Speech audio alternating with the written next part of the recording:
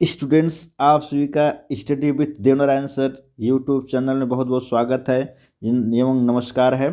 आज मैं इस वीडियो में लेकर के आया हूं हिंदी साहित्य के कुछ महत्वपूर्ण बहुविकल्पीय प्रश्न जो यूपी बोर्ड की परीक्षा में चाहे टेट हो चाहे सुपर टेट हो, यहाँ से प्रश्न पूछे जाते हैं और हम इसको आज हम हल करेंगे। बहुत ही इम्पोर्टेंट प्रश्न है। तो सबसे पहले हम एक मोटिवेशनल वाक्य के द्वारा हम वीडियो को शुरू करते हैं। सदा विजय की लहरें पताका, सफलता की हुंकार हो, दसों दिशाएं करे दंडवत, अजेय रथ पर सवार हूँ, अजेय रथ पर सवार हूँ। और एक और सुनाना चाहता हूँ कि सफलता मिलती है तो सबसे अधिक खुशी माता पिता को होती है। तो माता पिता के लिए समर्पित एक वाक्य है। माँ तेरे पसीने की हर बूंद को मोती सा चमकाऊंगा, तू सपने बड़े देखना, पूरा करके तेरा शेर दिखलाएगा, पूरा करके तेरा शेर दिखलाएगा। इसी वाक्य के साथ हम प्रश्नोत्तर को हल करना शुरू करते हैं। तो देखते हैं सबसे पहले हम पहला प्रश्न हम देखते हैं। पहला प्रश्न है, नागरी प्रचारणी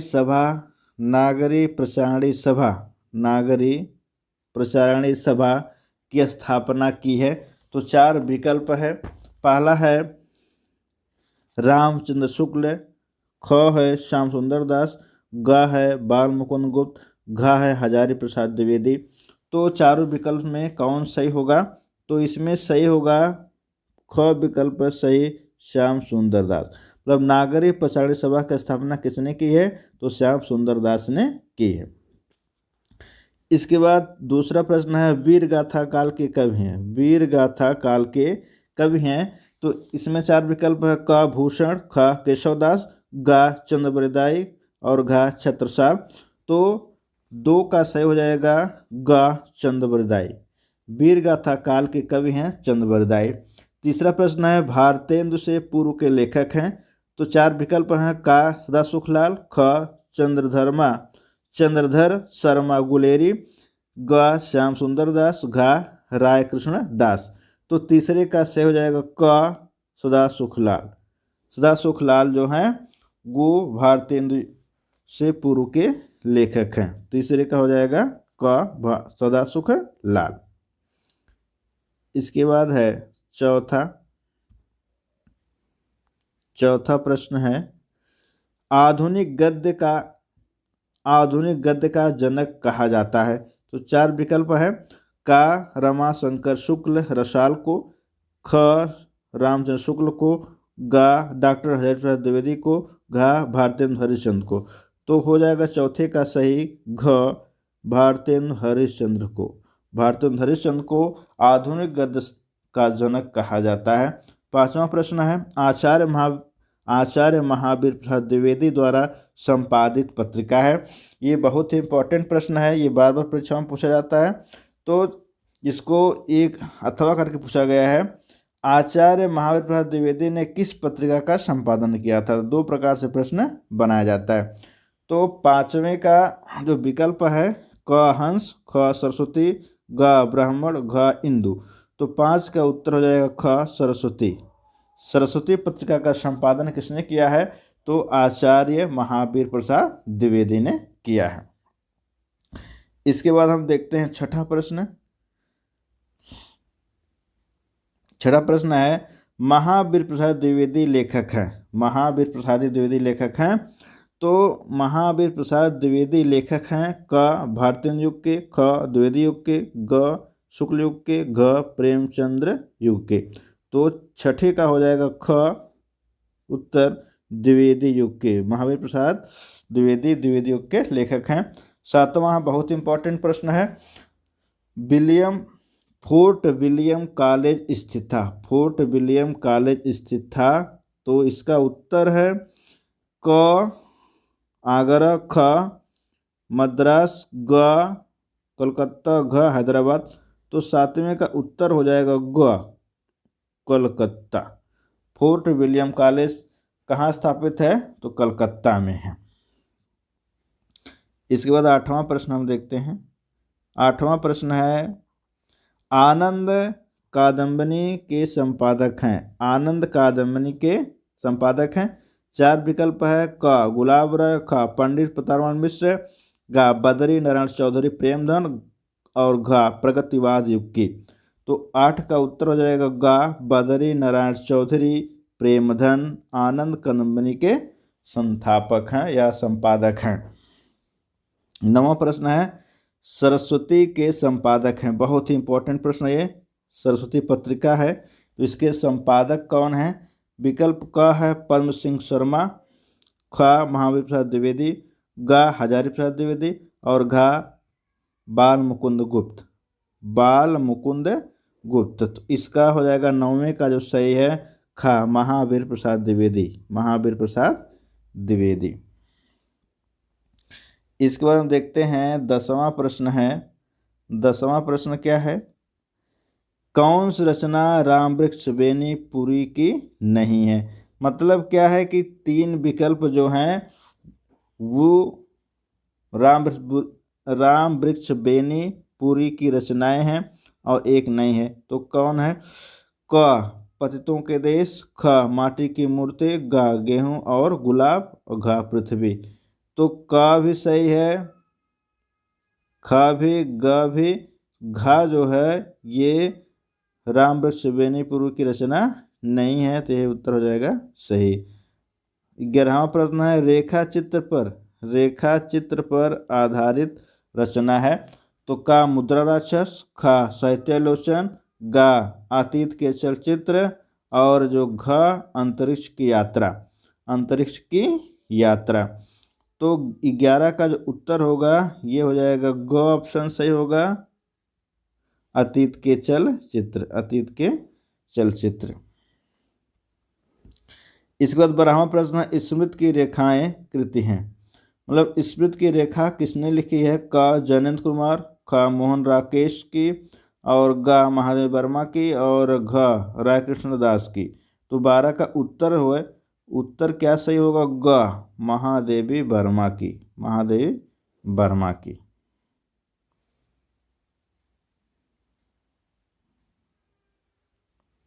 13वां प्रश्न है हिंदी के रेखा चित्रकार हैं। 4 विकल्प है। क जयशंकर प्रसाद और ख महादेव वर्मा, ग राम कुमार वर्मा और घ विष्णु प्रभाकर।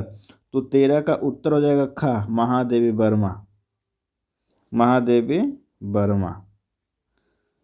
वर्मा जो हैं ये क्या हैं? रेखा चित्रकार हैं। इसके बाद 14वां बहुत ही इंपॉर्टेंट प्रश्न है हंस के संपादक थे। मतलब हंस एक पत्रिका है, उसके संपादक कौन है? तो 4 विकल्प दिए गए हैं। क सूर्यकांत त्रिपाठी निराला, ख राहुल सांकृत्यायन, ग महावीर प्रसाद द्विवेदी, घ प्रेमचंद। तो 14 का जो उत्तर हो जाएगा ग महावीर प्रसाद द्विवेदी हंस पत्रिका के संपादक थे। बहुत ही इंपॉर्टेंट है ये, वेरी वेरी इंपॉर्टेंट। इसके बाद अगला हम देखते हैं 15वां प्रश्न है तिब्बत यात्रा के लेखक हैं। 4 विकल्प हैं। अध्यापक पूर्ण सिंह और ख राय कृष्णदास और ग राहुल सांकृत्यायन, घ अज्ञे। तो 15 का उत्तर क्या सही हो जाएगा? 15 का ग सही होगा राहुल सांकृत्यायन। उसके बाद 16वां प्रश्न है छायावादोत्तर युग का काल है। तो क है 1868 से 1900 ईस्वी तक और ख है 1900 से 1922 ईस्वी तक और ग है 1919 से 1929 ईस्वी तक और घ है 1938 से वर्तमान तक। तो 16 का उत्तर होगा घ 1938 से वर्तमान तक। इसके बाद है 17वां प्रश्न है द्विवेदी युग का नामकरण हुआ। बहुत ही इंपॉर्टेंट प्रश्न यह भी है। क महावीर प्रसाद द्विवेदी के नाम पर, ख हजारी प्रसाद द्विवेदी के नाम पर, ग जयशंकर प्रसाद के नाम पर और घ राम कुमार वर्मा के नाम पर। तो 17 का उत्तर हो जाएगा क महावीर प्रसाद द्विवेदी के नाम पर, महावीर प्रसाद द्विवेदी के नाम पर, मतलब महावीर प्रसाद द्विवेदी के नाम पर क्या है, द्विवेदी युग का नामकरण हुआ है। ठीक है, इस बार हम देखते हैं 18वां प्रश्न है, निम्नलिखित में से कौन प्रसिद्ध आलोचक हैं? क आचार्य रामचंद्र शुक्ल, ख महादेव वर्मा, ग मुंशी प्रेमचंद और घ जयशंकर प्रसाद। तो 18 का उत्तर होगा क रामचंद्र शुक्ल, आचार्य रामचंद्र शुक्ल। ये क्या है? आचार्य रामचंद्र शुक्ल ये हिंदी के जो है प्रसिद्ध आलोचक हैं, हिंदी के प्रसिद्ध आलोचक हैं। इसके बाद हम देखते हैं 19वां प्रश्न है। 19वां प्रश्न क्या है? सरदार पूर्ण सिंह का लेखन युग है? क भारतेंद्र युग, ख द्विवेदी युग, ग छायावाद युग और घ छायावादोत्तर युग। तो 19 का उत्तर क्या होगा सही? ख द्विवेदी युग, ख हो जाएगा द्विवेदी युग सही होगा। 20वां प्रश्न है, असत्य कथन है। तो क है डॉक्टर हजारी प्रसाद द्विवेदी, डॉक्टर हजारी प्रसाद द्विवेदी निबंधकार एवं उपन्यासकार हैं। तो सही है ये। ख महावीर द्विवेदी सरस्वती पत्रिका के संपादक थे, ये भी सही है। रामचंद्र शुक्ल हिंदी साहित्य का इतिहास ग्रंथ लिखे, ये भी सही है। और प्रताप मिश्र हिंदी प्रतिदिन के संपादक थे, यही गलत है, मतलब यही कथन असत्य है, मतलब यही उत्तर क्या होगा? सही हो जाएगा। तो 20वां का क्या सही होगा? घ प्रताप मिश्र हिंदी प्रतिदिन के संपादक थे, यही असत्य है। इसके बाद हम देखते हैं अगला प्रश्न है, 84 वैश्रवण की वार्ता, 84 वैश्रवण की वार्ता के लेखक हैं? का है जैनेन्द्र कुमार, खा विकल्प है गोकुलनाथ और गा है नाभादास और घ है लल्लू लाल। तो 21 का जो उत्तर होगा ये ख ऑप्शन सही है, गोकुलनाथ। 84 वैश्रवण की वार्ता किसने लिखी है? गोकुलनाथ लिखे हैं। इसके बाद है 22वां प्रश्न है, नागरी प्रचारणी सभा की स्थापना हुई है? नागरी प्रचारणी सभा की स्थापना हुई है? का द्विवेदी युग में, खा भारतीय युग में और गा छायावाद युग में और घा प्रगतिवाद युग में। तो 22 का उत्तर क्या होगा? 22 का उत्तर होगा द्विवेदी युग में, का ऑप्शन से होगा द्विवेदी युग में। इसके बाद हम 23वां प्रश्न देखते हैं। 23वां प्रश्न है, काशी नागर प्रचारणी सभा की स्थापना किसने की? ये भी बहुत इंपॉर्टेंट है। तो विकल्प है रामचंद्र शुक्ल, खा है बाल मुकुंद गुप्त, गा है श्याम सुंदर दास और घा मिश्र बंधु। तो 23 का उत्तर सही हो जाएगा ग ऑप्शन श्याम सुंदर दास। और 24वां प्रश्न है, भारतीय युग के लेखक हैं? क प्रताप नारायण मिश्र, खा राहुल सांकृत्यायन और गा वासुदेव शरण अग्रवाल, घा जैनेन्द्र कुमार। तो 24 का उत्तर होगा का प्रताप नारायण मिश्र सही होगा। इसके बाद हम चलिए आगे देखते हैं 25वां प्रश्न। 25वां प्रश्न हम देखते हैं, सदल मिश्र के लिए बहुत इंपॉर्टेंट प्रश्न है। सदल मिश्र की रचना है क प्रेम सागर, खा नचिकेतोपाख्यान, ग सुख सागर, घा उदयभान चरित। तो इसका उत्तर क्या होगा दोस्तों? 25 का उत्तर होगा खा नचिकेतोपाख्यान। बहुत इंपॉर्टेंट रचना यह है सदल मिश्र की। 26वां प्रश्न, भारतीय युग के लेखक हैं? का बालकृष्ण भक्त, ख कन्हैयालाल मिश्र प्रभाकर, ग अध्यापक पूर्ण सिंह, घा डॉक्टर संपूर्णानंद। क्या होगा इसका उत्तर? इसका उत्तर सही होगा 26 का बालकृष्ण भट्ट। स्टूडेंट्स ये समझिए आपका भी टेस्ट हो रहा है, आप कलम कॉपी लेकर के आप इसको हल करिए और बाद में मिला लिया करिए कितना सही हो रहा है और कमेंट किया करिए हमने इतना सही किया इस मुझे एक टेस्ट भी हो रहा है साथ में।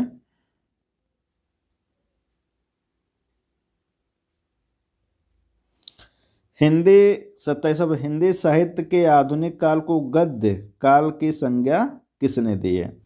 हिंदी साहित्य के आधुनिक काल को गद्य काल की संज्ञा किसने दी है? तो इसका विकल्प है क भारतेंदु हरिश्चंद्र, ख महाप्रसाद द्विवेदी, और ग आचार्य रामचंद्र शुक्ल, और घ बाबू श्याम सुंदर दास। तो 27 का उत्तर क्या होगा? 27 का उत्तर हो जाएगा ग, ऑप्शन सही। आचार्य रामचंद्र शुक्ल ने हिंदी साहित्य के आधुनिक काल को गद्य काल की संज्ञा दी है। इसका 28वां प्रश्न है, भारतीय युग के उल्लेखनीय पत्रकार हैं। भारतीय युग के उल्लेखनीय पत्रकार हैं। तो इसका विकल्प है क बाबू गुलाब राय, ख बालकृष्ण भट्ट, ग रामचंद्र शुक्ल, और घ गणेश शंकर विद्यार्थी। तो 28 का उत्तर होगा ख बालकृष्ण भट्ट। बालकृष्ण भट्ट सही हो जाएगा। इसके बाद हम अगला प्रश्न देखते हैं। 29वां प्रश्न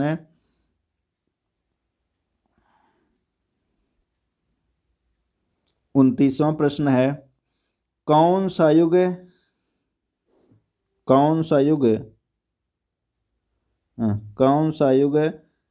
गद्य के उत्कर्ष का सूर्योदय काल था? कौन सा युग गद्य